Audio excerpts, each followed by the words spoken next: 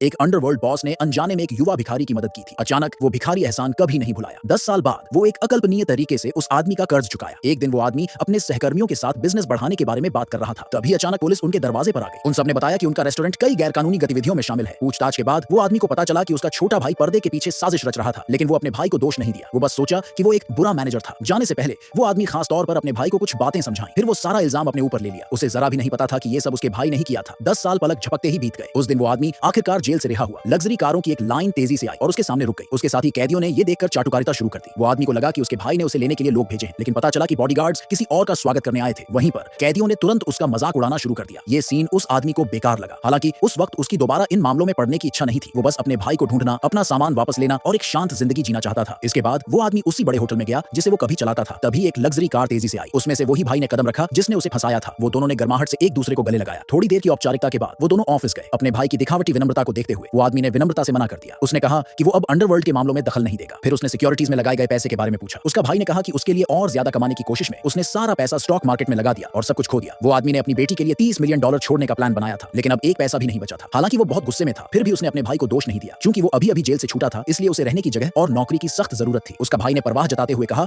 कि वो होटल उसे वापस कर देगा। वो आदमी ने वही मना कर दिया। उसने जिद की कि अब वो सिर्फ एक साधारण जिंदगी जीना चाहता है। उसका भाई ने बॉडीगार्ड्स को उस आदमी के लिए इंतजाम करने को कहा। उसे पता नहीं था कि जिस युवा भिखारी की वो आदमी ने कभी मदद की थी, वो अब अरबों का सीईओ बन गया था। जब वो सीईओ को पता चला कि वो आदमी आज रिहा हो रहा है, तो वो उत्साहित हो गया। वो सीईओ ने तुरंत अपने सहकर्मियों को आदमी का स्वागत करने और बड़ा शुक्रिया अदा करने के लिए भेजा। इस बीच उसके भाई के इंतजाम के तहत वो आदमी जूता पॉलिश करने का काम करने लगा। अचानक बॉडीगार्ड्स ने उसका मजाक उड़ाना शुरू कर दिया। एक समय का खूंखार क्राइम बॉस अब जूते पॉलिश करने के नीचे आ गया है। उसी पल उस आदमी के पुराने सहकर्मियों में से एक दौड़ कर आया। वो आदमी को एंट्रेंस पर जूते पॉलिश करते देखकर आग बबूला हो गया। वो एक बॉडीगार्ड को थप्पड़ मारा। उसने बॉडीगार्ड को डांटा और कहा कि उसे आदमी से जूते पॉलिश करवाने का कोई हक नहीं है। ऐसा कहते हुए वो बॉडीगार्ड को सबक सिखाने वाला था, लेकिन वो आदमी ने उसे रोक दिया। शुरुआत में वो आदमी को लगा कि उसका पुराना सहकर्मी वफादार और नेक है, लेकिन अचानक वो भी आदमी का मजाक उड़ाने आया था। उसने आदमी से अपने चमड़े के जूते पॉलिश करने को कहा। इतना कहकर वो आगे बढ़ा और बैठ गया। वो आदमी अभी जूते पॉलिश करने के लिए झुका ही था, तभी उसका भाई बाहर आया। उसका भाई ने तारीफ की कि उस आदमी के जूते पॉलिश करने का हुनर वाकई अच्छा है। मैनेजर ने यह सुनकर तुरंत उसे टिप देने के लिए $200 निकाले। भाई ने बॉडीगार्ड के जूतों पर थूका और उस आदमी को बॉडीगार्ड के जूते भी पॉलिश करने को कहा। यह देखकर वो आदमी का गुस्सा भड़क उठा। उसने कहा कि अगर उसने उन्हें पहले सहारा नहीं दिया होता तो वो सब अब भी सड़क छाप गुंडे होते। इसके अलावा वो आदमी ने अपने भाई के लिए 10 साल जेल काटी थी। बाहर आने के बाद उसका भाई ने उसके साथ ऐसा व्यवहार किया। भाई ने हंसते हुए कहा कि उसी जैसे बेवकूफ ही जानबूझकर इल्जाम लेते हैं। ये सुनकर वो आदमी और बहस नहीं करना चाहता था। उसने कहा कि उसका क्राइम बॉस की जगह के लिए लड़ने का कोई इरादा नहीं है और वो तुरंत गायब हो जाएगा। बस उसका भाई पैसा लौटा दे। भाई ने कहा कि अगर उसे पैसा चाहिए तो उसे घुटनों पर बैठकर सलाम करना होगा। अपनी बेटी की खातिर वो आदमी बार बार सहता रहा, लेकिन अचानक वो ग्रुप जरा भी नहीं माना और उसे सिर्फ $3000 का चेक दिया। वो आदमी ने उनसे सफाई मांगी। गुस्से में भाई ने अपना नाटक छोड़ दिया। उसने बताया कि साल पहले वही था जिसने आदमी को जेल भिजवाने की साजिश रची थी। फिर उसने बॉडीगार्ड्स को आदमी के हाथ पैर तोड़ने और उसे बाहर फेंकने का ऑर्डर दिया। ठीक उसी नाजुक पल पर वो सीईओ समय पर पहुंच गया।